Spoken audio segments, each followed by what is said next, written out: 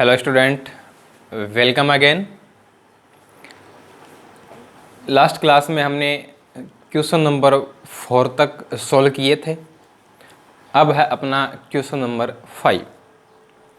Question number 5 है, उसमें जो रिलेशन डिफाइन किया हुआ है, कौन से सेट पे डिफाइन किया हुआ है? रियल नंबर के सेट पर, वास्तविक संख्याओं के समुच्चय पर संबंध परिभाषित किया है। किस प्रकार से? ए और बी में कैसा रिलेशन है? A less than equal B cube. ठीक है, अब इसको समतुल्य सममित संक्रामक बताना है, चेक करना है रिफ्लेक्सिव, सिमेट्रिक एंड ट्रांजिटिव है या नहीं है।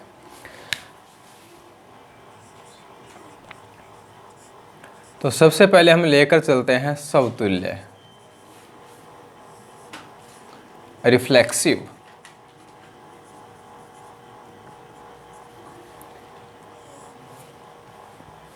ठीक है, एक एलिमेंट लेंगे और उसका खुद के साथ ही हम क्या करेंगे? रिलेशन डिफाइन करेंगे।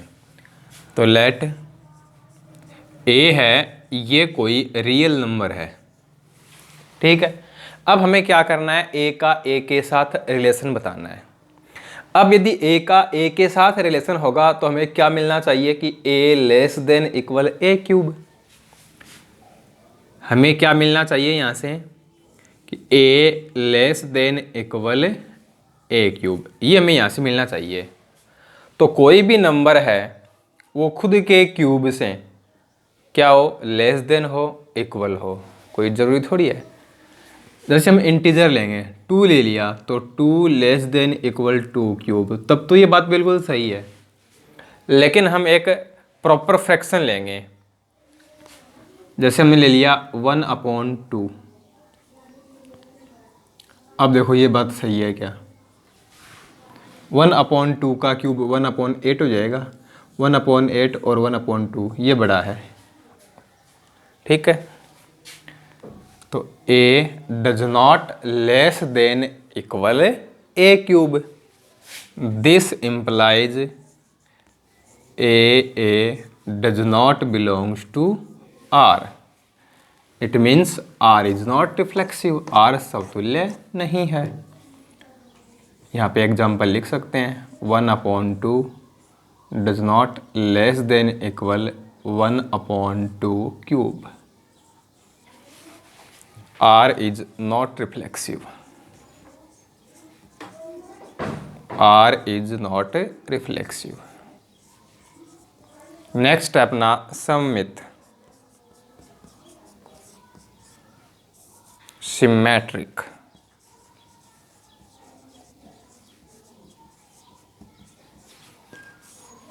कोई दो रियल नंबर लेंगे, A and B belongs to R, और A का जो रिलेशन है वो हम B से लेकर चलेंगे। अब A का रिलेशन B के साथ है तो इसका क्या मीनिंग है? A less than equal B cube. अब हमें B का रिलेशन किसके साथ बताना है? A के साथ बताना है, और B का रिलेशन A के साथ होगा तो हमें क्या मिलना चाहिए? B less than equal A cube, ऐसा मिलना चाहिए। तो होगा क्या ऐसा? नहीं होगा।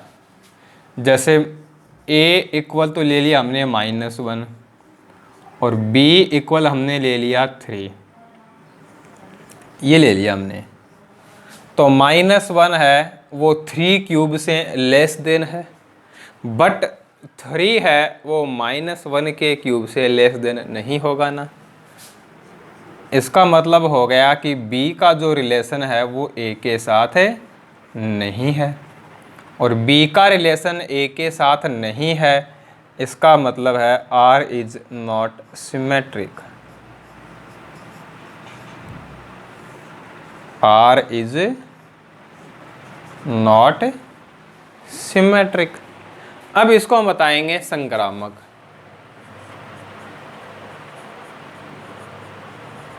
ट्रांजिटिव,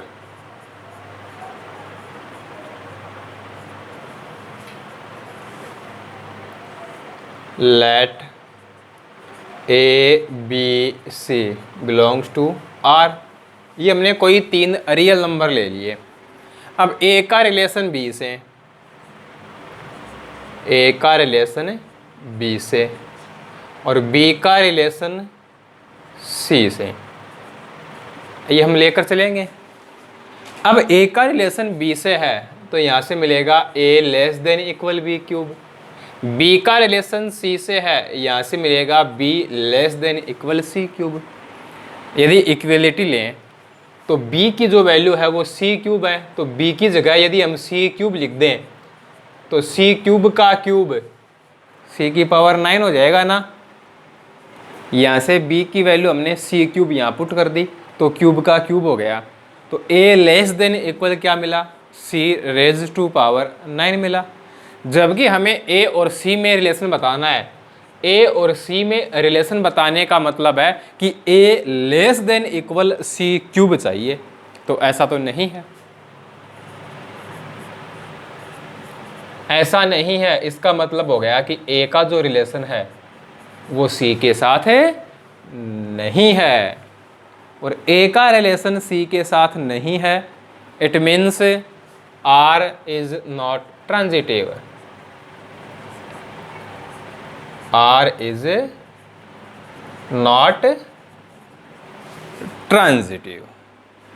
तो इस प्रकार से ये जो रिलेशन है वो न तो रिफ्लेक्सिव है, न सिमेट्रिक है और न ही ट्रांजिटिव है। अब देखिए क्वेश्चन नंबर 6, सेट ए दिया हुआ है 1 2 3 और रिलेशन R है वो है 1 2 2 1, दो ही एलिमेंट है। अब बताना है कि ये सिमेट्रिक तो है, ठीक है, बट न तो रिफ्लेक्सिव है और न ही ट्रांजिटिव है, सममित है लेकिन समतुल्य और संक्रामक नहीं है। तो हम बात करें समतुल्य की, रिफ्लेक्सिव की।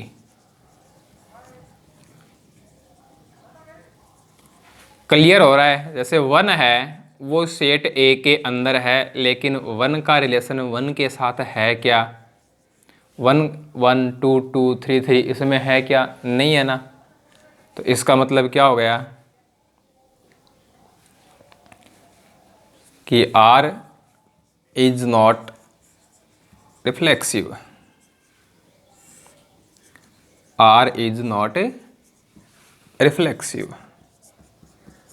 अब इसको हम बताएंगे सममित सिमेट्रिक। अब देखो 1 2 R में है तो 2 1 भी R में है। यदि हमने ये एलिमेंट ले लिया 1 2 तो 2 1 R में है, और यदि हम ये एलिमेंट लेंगे 2 1 तो 1 2 भी R में है। इसके अलावा अदर कोई एलिमेंट इसमें है नहीं, तो इसका मतलब हो गया कि R है वो सिमेट्रिक है, R इज सिमेट्रिक। अब हम बताएंगे संक्रामक, ट्रांजिटिव।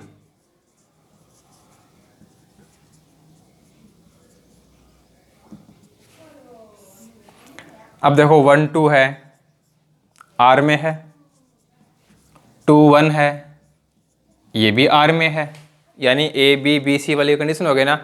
तो 1 2 और 2 1 R में है तो क्या 1 1 R में है, 1 1 ये R में है क्या, नहीं है ना। जबकि जो डेफिनेशन है ट्रांजिटिव की उसके अकॉर्डिंग ये होना चाहिए था, तो इसका मतलब हो गया कि R है वो ट्रांजिटिव नहीं है, R is not transitive, R is not transitive, R संक्रामक नहीं है। तो ये था अपना क्वेश्चन नंबर 6। नेक्स्ट अपना क्वेश्चन नंबर 7। जो सेट ए दिया हुआ है वो दिया हुआ है set of all books of A library of A college. जो सेट ए है वो है किसी कॉलेज के पुस्तकालय की समस्त पुस्तकों का समुच्चय। अब इसमें जो रिलेशन डिफाइन किया हुआ है वो कुछ इस प्रकार से डिफाइन किया हुआ है।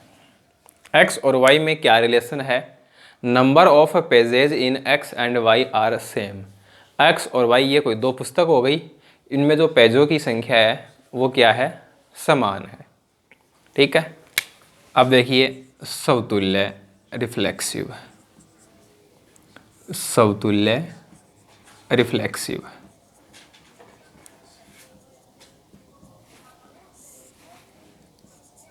हमने एक बुक ले ली, ठीक है। अब एक बुक ले ली तो हम उसको खुद से कंपेयर करेंगे। जैसे अपने मैथमेटिक्स की बुक है, ठीक है। अब हम क्या करते हैं, एक बुक और लेते हैं, ठीक है। हमने क्या किया, 2 बुक ले ली मैथमेटिक्स की अपनी 12th क्लास की। अब दोनों बुक को कंपेयर करो तो दोनों में जो पेजेज हैं वो क्या हैं, सेम ही तो है ना, अलग अलग थोड़ी होंगे। इट मीन्स ए का ए से क्या हो जाएगा, रिलेशन हो जाएगा, ठीक है ना। क्योंकि हम कोई भी पुस्तक लेंगे उसको खुद से कंपेयर करेंगे तो जो नंबर ऑफ पेजेज है, जो पुस्तकों की संख्या है वो क्या रहेगी, सेम रहेगी। तो इसका मतलब हो जाएगा आर है वो रिफ्लेक्सिव है, आर इज रिफ्लेक्सिव। अब हम इसको देखेंगे सममित, सिमेट्रिक। हम कोई 2 बुक लेते हैं, ठीक है, ए और बी। अब ए का रिलेशन है वो हम बी से लेके चलेंगे। ए का रिलेशन बी से है, इसका मतलब ए तथा बी में पेजों की संख्या समान है, पृष्ठों की संख्या समान है।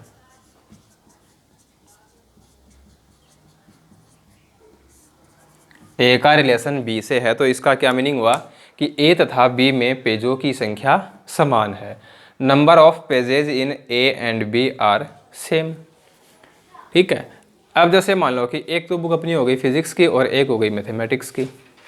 अब दोनों में हम नंबर ऑफ पेजेज की बात करें, पेजों की संख्या की बात करें, दोनों में सेम है। तो पहले चाहे हम अपनी मैथमेटिक्स की बुक का नाम ले दें या फिर हम पहले फिजिक्स की बुक का नाम ले दें, कोई फ़र्क थोड़ी पड़ना है उससे। तो इसको हम ऐसा कह सकते हैं कि बी तथा ए में पेजों की संख्या समान है। Number of pages in b and a are same. और इसका मीनिंग हो गया कि बी का रिलेशन किससे है, ए से है। अब ए का रिलेशन बी से लेके चले थे और प्रूव कर दिया कि बी का रिलेशन किससे है, ए से है। It means R is symmetric, R is symmetric. अब इसको हम संक्रामक ट्रांजिटिव प्रूव करेंगे, संक्रामक ट्रांजिटिव।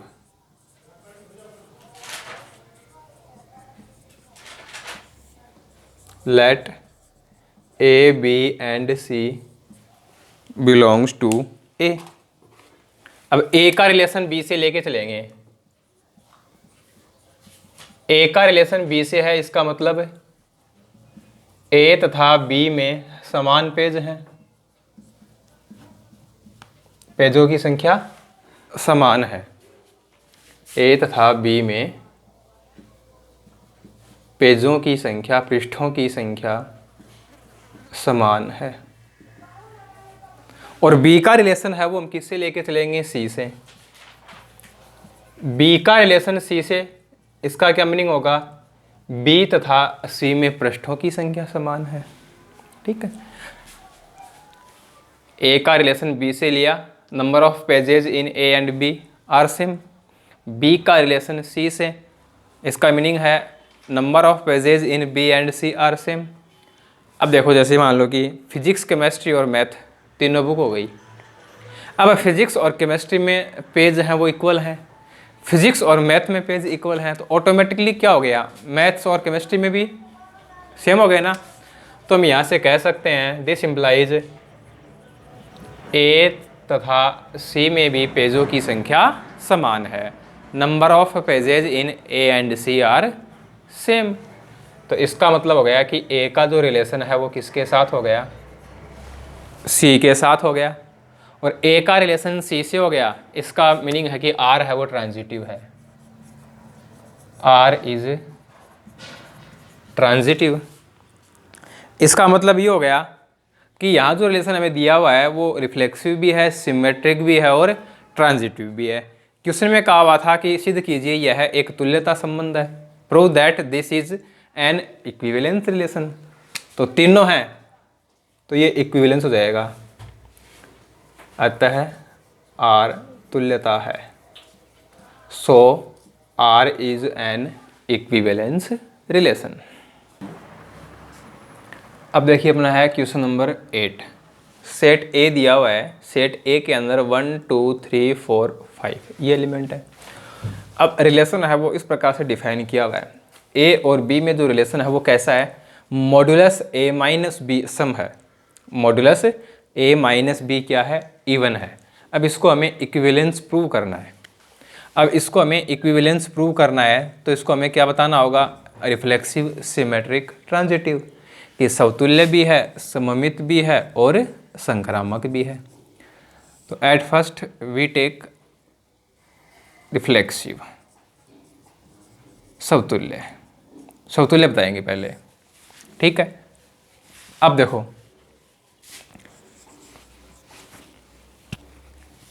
यहाँ से हम क्या करते हैं, कोई भी एक नंबर ले लेते हैं, ठीक है।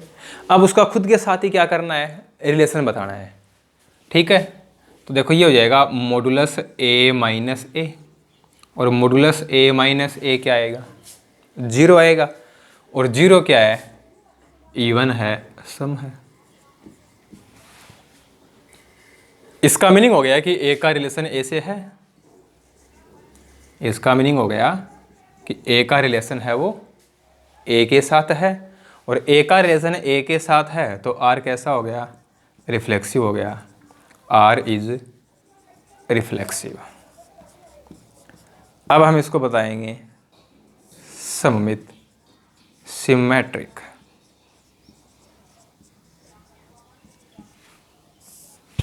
ठीक है, कोई दो रियल नंबर ले लेते हैं, ए बी, सेट ए के हमने कोई दो एलिमेंट ले लिए ए एंड बी, और ए का रिलेशन है वो किसके साथ है, बी के साथ है।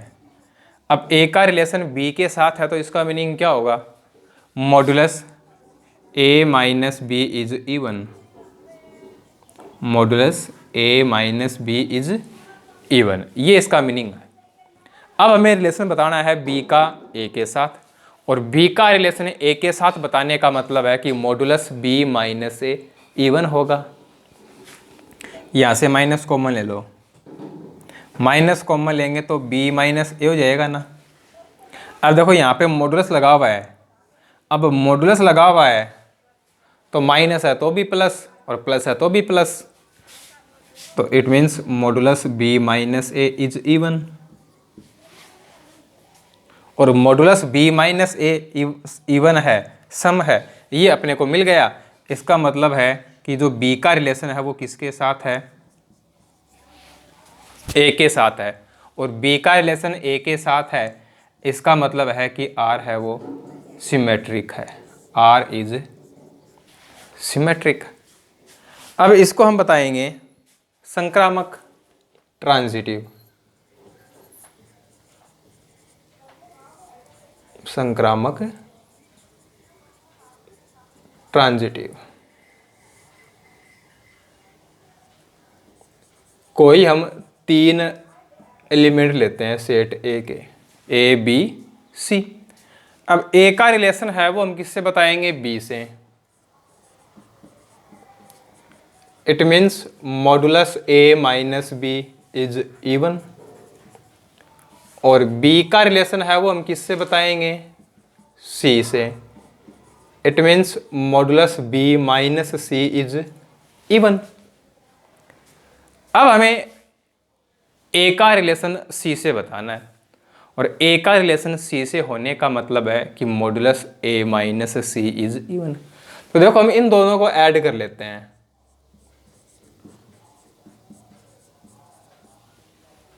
इन दोनों को ऐड करेंगे तो बी तो कैंसिल हो जाएगा, और क्या मिलेगा, modulus a minus c is even.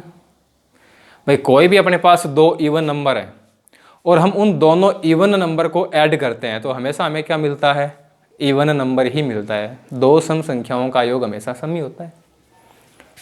तो इट मीन्स ए का जो रिलेशन है वो किसके साथ है, सी के साथ है, और ए का रिलेशन है वो सी के साथ है।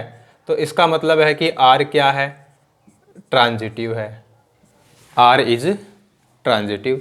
तो देखो रिफ्लेक्सिव भी है, सिमेट्रिक भी है और ट्रांजिटिव भी है, समतुल्य, सममित और संक्रामक तीनों है। इसका मतलब यहाँ जो आर है वो क्या होगा, तुल्यता होगा। So R is an equivalence relation. ठीक है, तो इस प्रकार से हमने इसको क्या कर दिया, इक्विवेलेंस प्रूव कर दिया। अब इस क्वेश्चन में आगे दिया हुआ है, अपने को एक सेट दिया हुआ है और उस सेट के अंदर एलिमेंट दिए हुए हैं 1 2 3 और हमें बताना है कि इस सेट के जो एलिमेंट हैं ये आपस में रिलेटेड हैं। तो देखो 1 और 2 का रिलेशन होने का मतलब है कि मॉडुलस 1 - 2 इवन होगा। यदि हम लेंगे 2 और 3 का रिलेशन तो मॉडुलस 2 - 3, 1 2 3 है क्या, 1 3 5 है, 1 3 5, 1 3 5।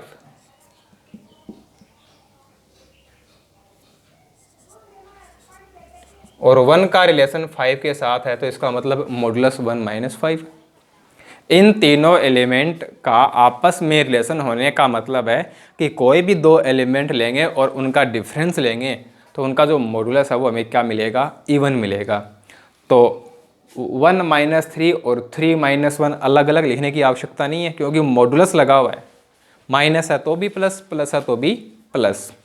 तो देखो 1 - 3, 1 - 3 क्या हो गया, -2 और मॉडुलस लेंगे तो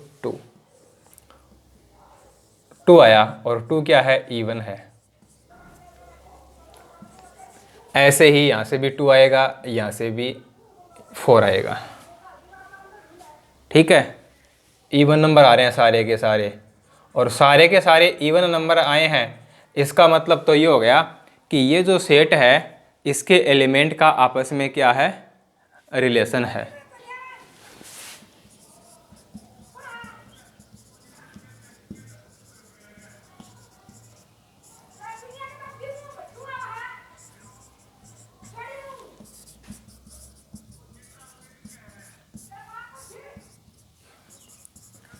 समुच्चय है, इसके अंदर अवयव हैं 1 3 5, इसके अवयव है वो आपस में संबंधित है। Elements of 1 3 5 are related to each other. ठीक है, इसी क्वेश्चन में आगे दे दिया एक सेट 2 4।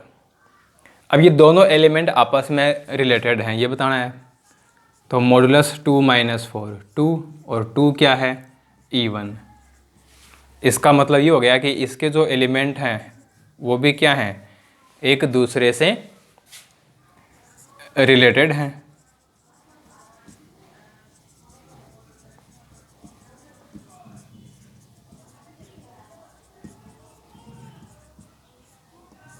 ठीक है, अब इसके आगे हमें क्या बताना है, इसके आगे हमें ये बताना है कि इन दोनों के एलिमेंट लें तो उनका आपस में रिलेशन नहीं है। ठीक है, जैसे 1 ले लिया, अब 1 के साथ चाहे तो 2 लो और चाहे 3 लो। ऐसे ही 3 ले लिया तो 3 के साथ 2 लो और चाहे 3 के साथ 4 को लो। ऐसे ही 5 है, उसके साथ 2 को लें या फिर 5 के साथ 4 को लें। अब यहाँ से देखते हैं, यहाँ 1 आएगा, यहाँ 2 है, यहाँ 1 है, 1 3 5 और इसमें है 2 4। तो 1 का 2, ओह अच्छा ये गलत लिख दिया, 1 का 2 और 1 का 4, ये 3 आएगा, ये 1 है, ये 1 है, ये 3 है, ये 1 है। सभी क्या हैं, सम नहीं है, नॉट इवन है।